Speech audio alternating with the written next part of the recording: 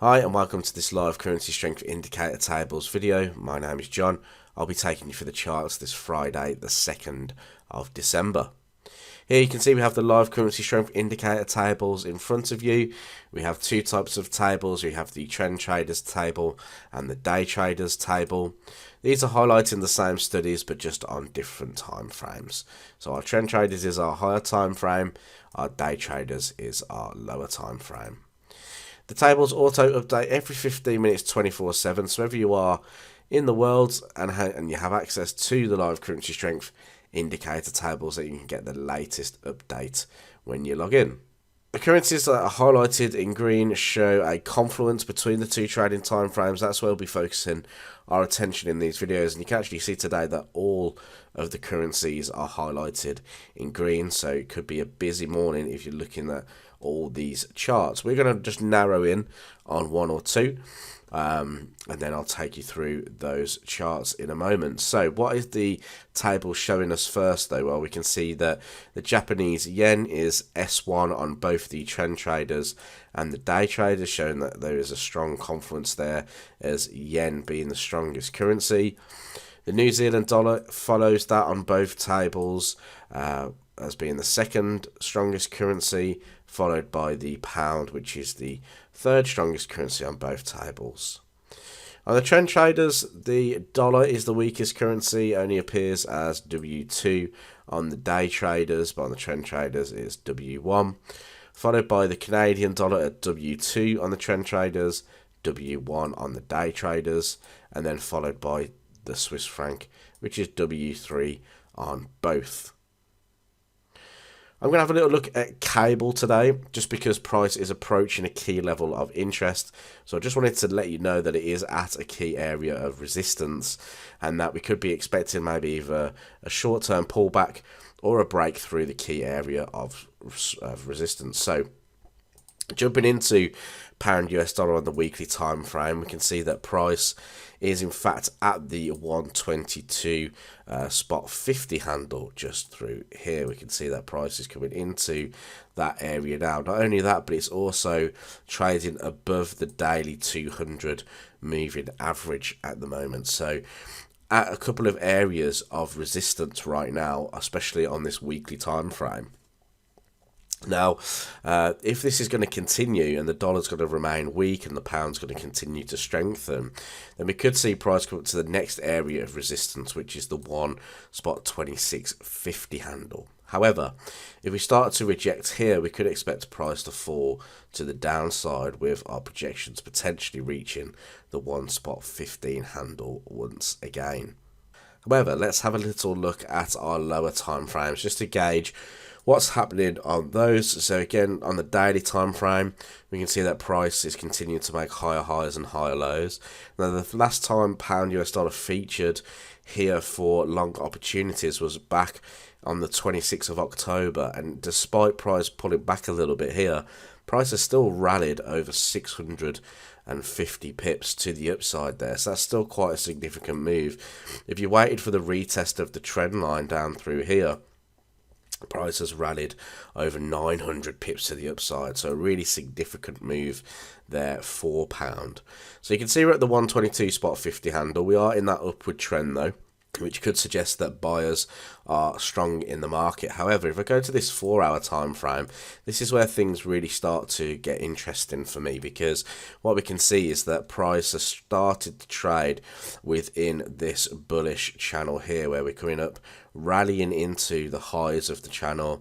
We're then kind of forming a pullback move, or a little bit of a sell-off move, where price is making lower lows and lower highs. It's then returning to the base of the channel and then accelerating to the high of the channel. So if price is going to follow this situation here, okay, and we break back below these lows, for instance, we could expect maybe the same thing to happen again, where price comes back down within this bullish channel, finds support at the low of the bullish channel, and we get another acceleration back to the 1 spot 22.50 handle.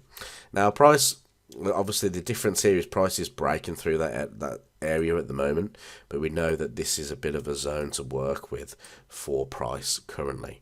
So it'll be interesting to see if we do get a close back within.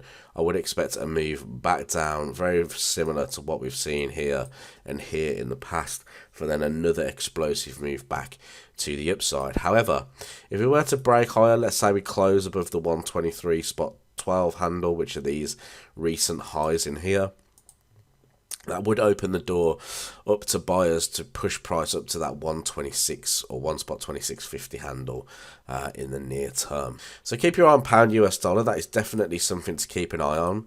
One chart that we've featured really heavily recently is CAD yen, and it appears top of the day traders again. So I just want to flick over to CAD yen and show you what's going on there.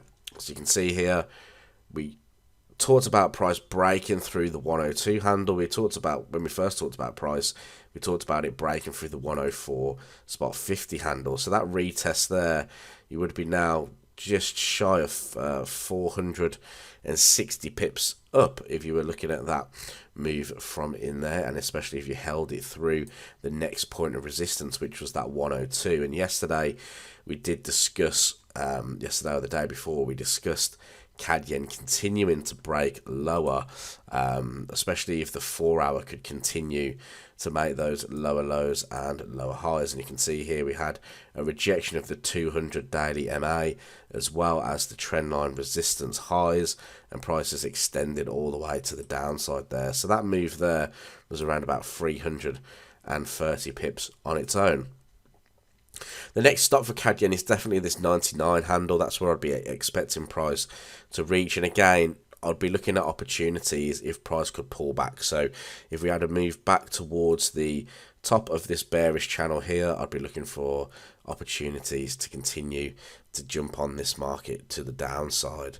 Again, dependent on if CAD yen can remain top of this day traders table. I'm also going to head over to Kiwi US dollar.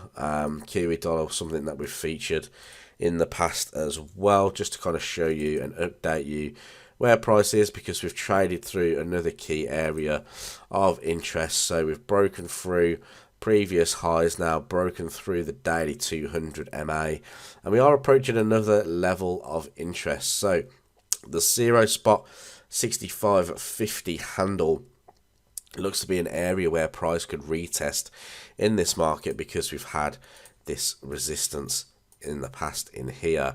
I would be eyeing up this little area as well, around about the 64.50 handle, but the 65.50 is definitely a stronger resistance level at the moment. But looking at this again, we can see the market's making those higher highs and higher lows.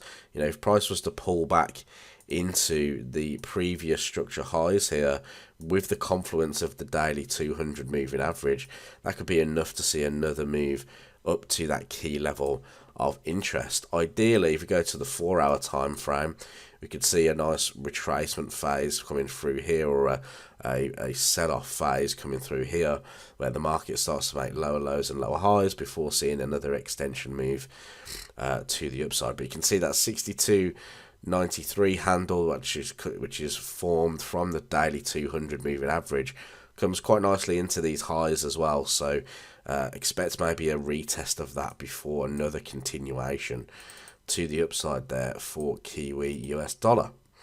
So I'm going to leave it there. I hope you had a great trading week. I hope you have a great trading Friday, and I will look forward to speaking to you in the next video.